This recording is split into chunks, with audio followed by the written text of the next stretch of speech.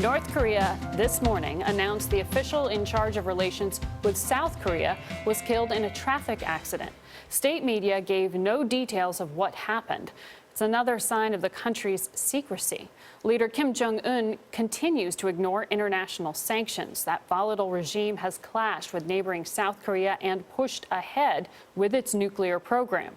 Earlier this year, North Korea did allow journalists inside the reclusive nation. Our Seth Doane was among them. Reporting from North Korea is equal parts fascinating and frustrating. There's no doubt they're masters at putting on a show. This is saber-rattling on a very grand scale. But it's hard to know what is performance and what is real. North Korea's government granted permission for us to visit this fall. We were bussed around like tourists. We cannot choose where we'll go. We're brought to different places. Today, we're being brought to the birthplace of Kim Il-sung. He's the founder of modern North Korea and the grandfather of current Supreme Leader Kim Jong-un. At this tourist stop, there was little chance of hearing tales of human rights abuse or hunger in this secretive state, which is infamous for both.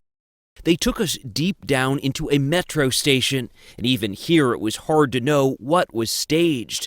Asking folks didn't add much clarity, especially with a government-assigned minder controlling with whom we could speak.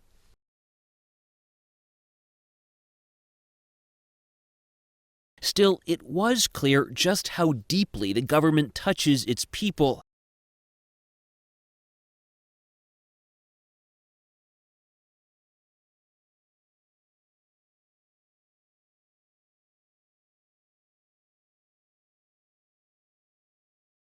We'd been granted access to this secretive country, but it felt more like we were being ushered around the city and shown to our seats at a show.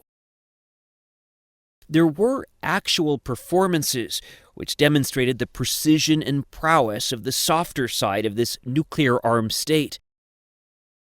Unbelievably, the government even took us to a dolphin performance. Here, the aim couldn't possibly have been to wow us with the tricks these marine mammals could do.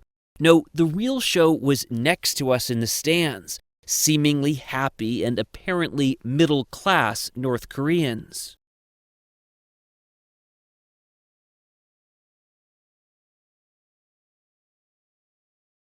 We tried again outside until our minder lost his patience.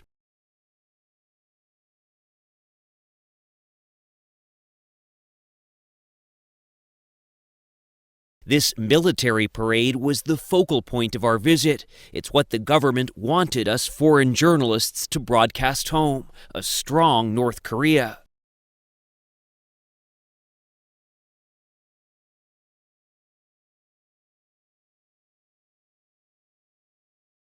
But what struck us even more than the military might were the faces of those everyday people looking up at their leader Kim Jong-un in awe. Could that possibly be an act?